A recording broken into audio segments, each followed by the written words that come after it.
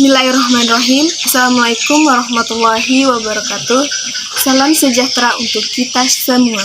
Shalom, Om Swastiastu, Namo Buddhaya, salam kebajikan. Selamat pagi teman-teman dan ibu dosen yang saya hormati.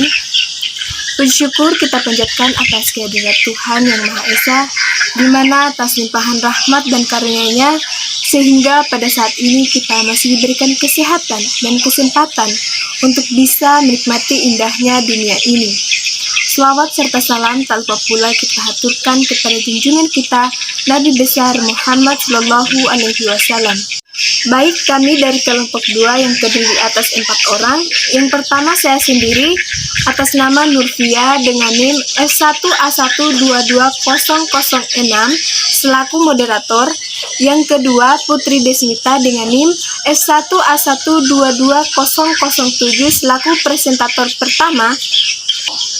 Yang ketiga Farhan Safaat dengan NIM F1A1220019 selaku presentator kedua. Serta yang keempat Muhammad Alif Al-Fatih dengan NIM F1A1220037 selaku presentator ketiga. Pada kesempatan ini kami akan mempresentasikan makalah teknologi informasi kami yang berjudul Cara Kerja Komputer. Nah, bagaimana sih cara kerja komputer itu? Cara kerja komputer secara garis besar terbagi menjadi 3. Yang pertama, cara pemasukan atau input. Yang kedua, pemrosesan atau proses. Dan yang ketiga, pengeluaran atau output. Selanjutnya, apa sih yang dimaksud dengan bit, byte, dan word? Bit ialah suatu sistem penomoran biner yang mewakili unit terkecil dari data dalam suatu sistem komputer. Byte ialah suatu grup dari 8 bit, yang dimana ia mewakili 1 karakter, 1 digit, dan 1 nilai. Buzzword ialah aplikasi pengolah data yang berbasis web. Ia merupakan pengolah kata yang baik yang dapat menyaingi Google dan lain-lain. Dan untuk penjelasan berikutnya saya serahkan kepada rekan saya, Putri Desmita. Kepadanya saya persilahkan. Di sini saya akan menjelaskan materi tentang inti komputer, memori komputer, alat input, dan juga alat output. Yang pertama yaitu inti komputer. Seiring dengan berkembangnya sistem operasi, semakin banyak lagi layanan yang menjadi layanan inti umum. Salah satu dari inti komputer yang kita kenal yaitu Central Processing Unit atau CPU, yang berfungsi sebagai kendali utama komputer. Istilah lain CPU adalah microprocessor, yaitu mesin komputasi lengkap yang disusun pada sebuah chip. Mikroprosesor pertama adalah Intel 4004 yang dikenalkan pada tahun 1971. Semakin berkembangnya zaman, mikroprosesor juga ini semakin berkembang, yang terdiri atas prosesor 8008, 80286, 80386, 80486, Pentium 2, Pentium 3, dan yang terakhir adalah Pentium 4, yang dimana Pentium 4 ini memiliki kecepatan lebih cepat dari prosesor 8088. Saat ini mikroprosesor modern sudah menggunakan teknologi 2 inti yaitu core. Yang kedua yaitu memori komputer. Memori komputer atau RAM atau Random Access Memory merupakan hardware yang terdapat dalam perangkat seperti komputer, laptop, dan smartphone. Adapun klarifikasi dari memori komputer ini terdiri atas 2, yaitu memori utama dan juga memori sekunder. Memori utama yaitu digunakan sebagai akses data cepat oleh prosesor dan tidak berfungsi sebagai penyimpanan data. Memori utama juga terdiri dari beberapa jenis. Yang pertama yaitu Read Only Memory atau ROM adalah jenis memori yang kontennya tidak hilang ketika komputer inti atau kehilangan daya. Yang kedua yaitu memori sekunder. Memori sekunder digunakan sebagai perangkat penyimpanan skala besar untuk menyimpan data dan program secara permanen. Data dan program yang tersimpan di memori sekunder ini tetap ada dan tidak akan hilang meskipun komputer dalam keadaan mati atau tidak berdaya. Kemudian memori sekunder ini terdiri dari beberapa jenis lagi. Yang pertama yaitu optical storage device, perangkat penyimpanan data berbentuk kecil dan portable serta dapat diperoleh dengan mudah dan murah di pasaran. Yang kedua yaitu magnetic storage device, yaitu perangkat penyimpanan yang paling populer untuk diakses langsung. Materi yang ketiga yaitu alat input dan output. Alat input yaitu alat input digolongkan menjadi dua, yaitu perangkat input langsung dan perangkat input tidak langsung. Perangkat input langsung digunakan untuk memasukkan data secara langsung ke sistem komputer tanpa perlu diterjemahkan oleh operator. Sedangkan perangkat input tidak langsung adalah perangkat yang datanya dari luar komputer secara tidak langsung. Adapun alat input terdiri dari beberapa jenis, yaitu pertama keyboard. Keyboard terdiri dari tombol-tombol yang difungsikan untuk memasukkan perintah ke dalam sistem komputer. Yang kedua yaitu mouse. Mouse itu bentuknya mirip seperti tikus, berfungsi untuk memasukkan perintah dalam komputer. Yang ketiga yaitu scanner, berfungsi sebagai perangkat input gambar dari materi cetak. Yang keempat yaitu mikrofon, berfungsi sebagai perangkat input audio dan juga suara. Yang kelima yaitu webcam, berfungsi sebagai alat pengambil gambar dan video. Yang keenam itu flash disk. Kedua yaitu alat output. Alat output yaitu adalah alat yang bertugas untuk menampilkan hasil pengolahan dan pemrosesan data dari komputer dalam berbagai informasi. Seperti contohnya adalah monitor yang berfungsi sebagai alat yang menampilkan grafis visual. Yang kedua yaitu printer sebagai alat untuk mencetak keluaran dari proses yang dilakukan oleh komputer. Yang ketiga yaitu proyektor yang berfungsi sebagai alat untuk menampilkan keluaran dalam ukuran yang besar dan juga yang lebih lebar.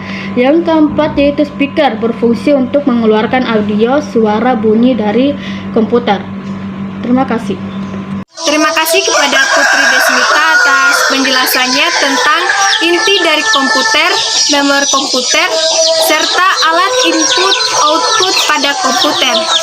Selanjutnya saya serahkan kepada Farhan Safaat untuk menjelaskan tentang alat penyimpanan pada komputer. Kepadanya saya persilahkan. Saya akan melanjutkan materi mengenai alat penyimpanan komputer. Alat penyimpanan komputer adalah media yang digunakan dengan fungsi untuk menyimpan berbagai macam data digital yang tersedia pada perangkat komputer dengan waktu tertentu sehingga dapat dibaca dan dibuka kembali untuk diproses ulang pada perangkat. Ada beberapa macam penyimpanan data, yaitu memori eksternal adalah perangkat keras untuk melakukan operasi penulisan, pembacaan, dan penyimpanan data di luar komponen utama yang disebut di atasnya. Contohnya memori internal, floppy disk, hard disk, CD-ROM, dan DVD. Untuk media kapasitas besar dikenal beberapa sistem yang ukurannya sebagai berikut, yaitu 3600 fps, 5200 fps, 5400 fps, 7200 fps, dan 10.000 fps. Setiap memori eksternal memiliki alat baca dan tulis yang disebut head pada hard disk dan side pada floppy. Langsung saja ke A, floppy disk. Floppy disk drive yang menjadi standar pemakaian terdiri dua ukuran, yaitu 5,25 dan 3,25 yang masing-masing memiliki dua tipe, kapasitas double density atau DD dan high density atau HD. Untuk floppy disk 5,25 kapasitasnya adalah 360 KB.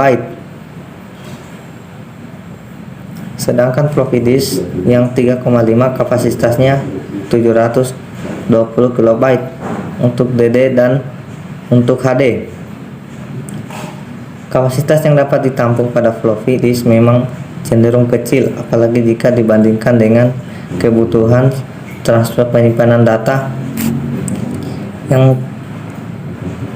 yang maka lama makin besar.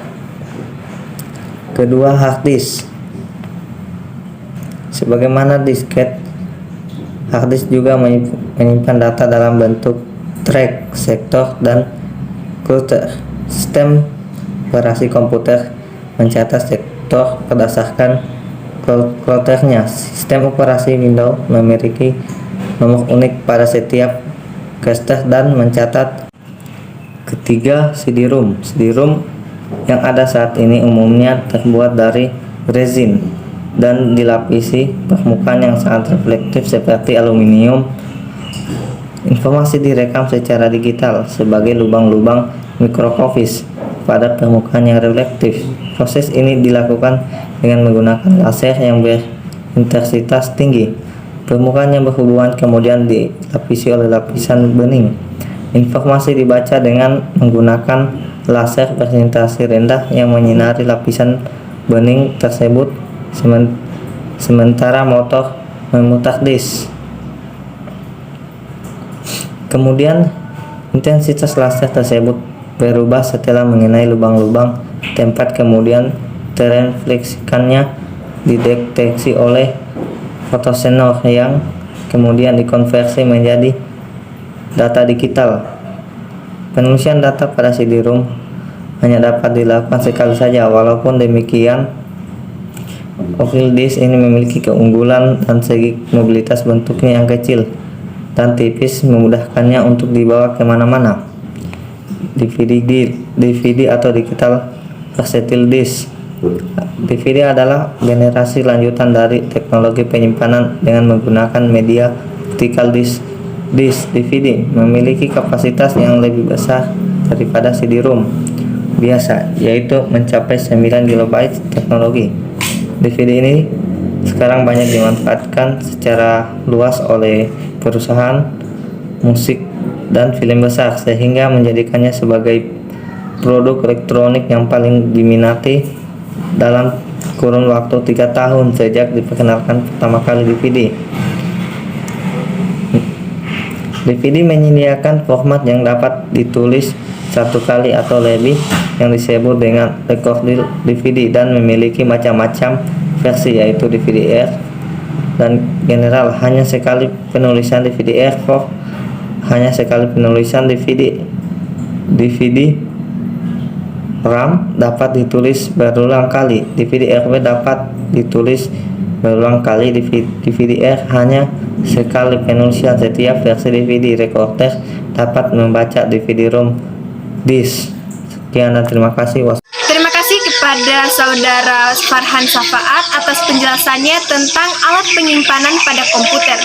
Selanjutnya saya serahkan kepada rekan saya, Saudara Muhammad Alif Al-Fatih, untuk menjelaskan tentang sistem pada komputer. Kepadanya saya persilahkan. Sini saya akan menjelaskan tentang sistem komputer. Sistem komputer adalah kumpulan dari berbagai perangkat komputer yang saling berkaitan dengan yang lain, sehingga dapat berinteraksi dan menjalankan proses pengolahan data. Fungsi sistem komputer. Sebuah sistem komputer memiliki peran dan fungsi yang sangat vital untuk melakukan segala bentuk perintah yang diberikan oleh user. Adapun fungsi sistem komputer tersebut meliputi: 1. Melakukan input data. 2. Melakukan proses data. 3. Menghasilkan sebuah data. 4. Menyimpan data. B. Komponen sistem komputer.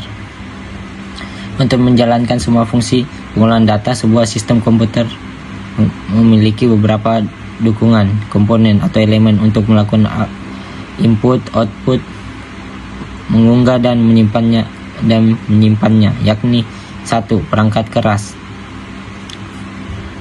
2. Perangkat lunak, 3. Perangkat otak. Sekian, terima kasih dari saya Muhammad Alif Al-Fatih. Wabillahi taufiq wal hidayah. Wassalamualaikum warahmatullahi wabarakatuh.